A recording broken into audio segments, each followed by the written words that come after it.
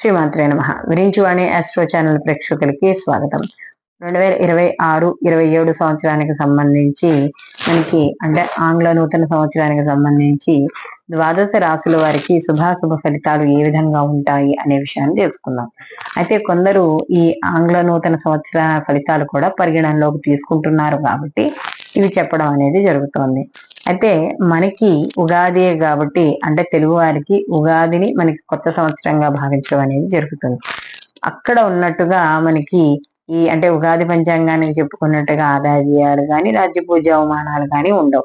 కేవలం మనకి ఏదైతే గ్రహం ఒక రాశిలో ఎక్కువ కాలం సంచారం చేస్తుందో వాటిని ఆధారంగా చేసుకుని ఈ ఫలితాలు అనేవి చెప్పడం అనేది జరుగుతుంది.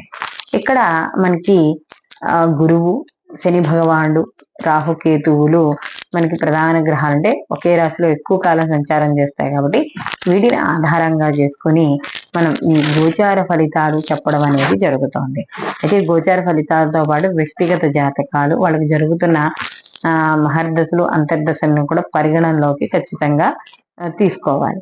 తర్వాత మనకి మీనరాశి వారికి కానీ చూసుకున్నప్పుడు ఈ సంవత్సరం వీళ్ళకి ఏళ్ళనాటి శని యొక్క ప్రభావం, జన్మలో శని భగవానుడి యొక్క సంచారం, అలాగే వ్యయ స్థానంలో రాహు యొక్క డిసెంబర్ అంటే మనకి నవంబర్ ఎండింగ్ వరకు కూడా రాహు యొక్క సంచారము, తదనంతరము మనకి రాహు వాళ్ళకి లాభస్థానంలోకి మార్పు చెందడం అనేది జరుగుతుంది. ఈ సంవత్సరం అంతా కూడా గురువు వీళ్ళకి అంటే ప్రథమార్థం అంతా కూడా వీళ్ళకి చతుర్థ స్థానం మిథునంలో ఉండి తరువాత జూన్ తర్వాత నుండి మనకి కర్కాటకంలోకి ఉచ్చక్షేత్రమైన కర్కాటకంలోకి వెళ్ళడం అనేది జరుగుతుంది. అయితే ఎప్పుడైతే కర్కాటకంలోకి ఈయన వెళ్తాడో పంచమంలోకి అప్పుడు కాస్త అనుకూలమైన ఫలితాలు గోచరించడం అనేది జరుగుతుంది. తర్వాత అక్టోబర్ నుంచి కూడా ఆయన మళ్ళీ ఇక్కడ షష్టమ స్థానంలోకి వెళ్ళినా కూడా వీళ్ళకి పంచమ స్థానంలో శుభ ఫలితాలు ఎక్కువగా ఇవ్వడం అనేది జరుగుతుంది. అయితే ఇక్కడ ఎప్పుడైతే శని భగవాన్ జన్మలో ఉన్నాడో కాస్త ఆర్థికపరమైన ఇబ్బందులు, ఖర్చులు ఎక్కువగా ఉండడం, లేదా ఎక్కడైనా వ్యాపార పరంగా ఏమైనా పెట్టుబడులు పడితే ధన నష్టం కలగడం, ఇవన్నీ. అలాగే రాహు యొక్క స్థితి ఏ స్థానంలో ఉంటాడుగా కాబట్టి కొంచెం ఆరోగ్య విషయాల్లో జాగ్రత్తగా ఉండడం, పెట్టుబడులు. రాహువు ఇక్కడ మనకి మాయాకారకుడు కాబట్టి జూదము, లేకపోతే ఈ యొక్క ప్యాకార్డ్లో లేకపోతే అక్కర్లేని వాటిల్లో అమౌంట్ పెట్టడం, మోసపోవడం, స్నేహితుల ద్వారా కానీ ఏదైనా సరే ఉన్న డబ్బునంతా కూడా ఖర్చు పెట్టుకుని అప్పులు పాలు చేసుకుని లోన్లు తీసుకుని ఇవన్నీ కూడా ఇబ్బంది పడడం అనేది ఉంటుంది. కాబట్టి ఆర్థిక విషయాల్లో తప్పనిసరిగా మీనరాశి వాళ్ళు జాగ్రత్త అనేది వహించుకోవాలి. అందులో జన్మలో శని భగవానుడు కాబట్టి ఈ జుట్టు రాలిపోవడం, లేదా మగవారికి అయితే ఈ బట్టతలాలైతే, లేడీస్కి అయితే కొంత రకమైన సమస్యలు, ఆరోగ్యపరమైన సమస్యలు, డిస్క్ ప్రాబ్లంతో ఎవరైనా ఇబ్బంది పడుతుంటే అవి, ఇలాంటివన్నీ కూడా ఉంటాయి కాబట్టి ఇలాంటి విషయాల్లో చూసుకోవాలి. అలాగే సరిగ్గా తినలేకపోవడం, సమయానికి తిండి లేకపోవడం, అంటే లేకపోవడం మీన్స్ అక్కడ ఏంటంటే ఉన్నా కూడా తినాలి అని అనిపించకపోవడం, పనులు భారము, అధిక శ్రమ. అంటే ఒక అరగంటలో అయ్యే పని వీళ్ళు గంట చేసినా కూడా పని అవ్వదు. అంటే ఎక్కువ సమయం తీసుకోవడము, అలాగే నిద్ర సరిగ్గా పట్టకపోవడం, ఇవన్నీ కూడా ఇబ్బందులను గురి చేస్తాయి. కాస్త మానసిక అశాంతి, కుటుంబంలో విషయాల వల్ల కావచ్చు, పెద్దల ఆరోగ్య విషయాల వల్ల కావచ్చు, ఏవైనా సరే కొంత మనశ్శాంతి లోపం అనేది ఉంటుంది. అయితే గురువు ఎప్పుడైతే పంచమ స్థితికి వెళ్తాడో అప్పటి నుంచి మాత్రం అనుకూలంగా ఉండడం అనేది జరుగుతుంది.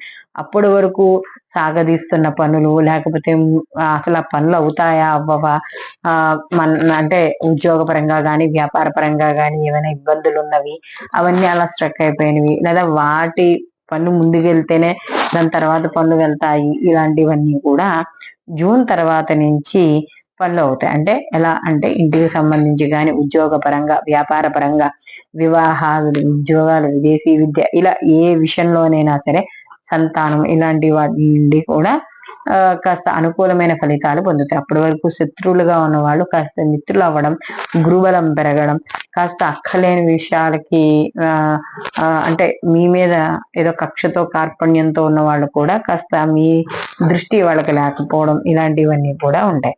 అయితే ఇక్కడ ఎప్పుడైతే రాహు మార్పు చెందుతాడో, అంటే రాహు ఎప్పుడైతే వ్యయస్థానం నుండి లాభస్థానంలోకి వస్తాడో అప్పుడు మాత్రం అనుకూలమైన ఫలితాలు ఖచ్చితంగా ఉంటాయి. ఎందుకంటే అప్పుడు గురువు మారుతాడు, గురుబలం ఉంటుంది, రాహుబలం ఉంటుంది. కాబట్టి డిసెంబర్ నుంచి కాస్త మంచి మార్పులు అంటే జీవితంలో కూడా ఇప్పటి వరకు ఏవైతే కాస్త మానసికంగా ఇబ్బంది పడ్డారో ఆర్థికంగా గాని అవన్నీ కూడా తగ్గుముఖం పట్టడం అనేది జరుగుతుంది.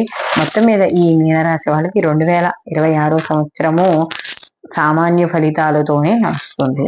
వీళ్ళు మరిన్ని మంచి ఫలితాలు పొందడానికి ప్రతిరోజు కూడా హనుమాన్ చాలీస పారాయణ చేసుకోవడం, అలాగే వీళ్ళు ఒక 5 శనివారాలు తమలపాకులు మాల స్వామివారికి అర్పించడం, అలాగే కుదిరినప్పుడు ఏదో మంగళవారం శనివారం ఎప్పుడైతే సింధూరంతో స్వామివారికి పూజ చేసుకోవడం, గురుబలం కోసం గురుచరిత్ర, అలాగే రాహు యొక్క ప్రభావం వీళ్ళకి వ్యయస్థానంలో ఉంటుంది కాబట్టి కాస్త ఇది మంగళచండి పారాయణ చేసుకోవడం ఇలాంటివన్నీ చేయడం, అలాగే ముఖ్యంగా శని భగవానుడికి జపం చేయించుకోవడం ఇలాంటివి చేయడం, శివాభిషేకం వీటిలో ఏవి చేసుకున్నా కూడా శుభ ఫలితాన్ని పొందడం అనేది జరుగుతుంది.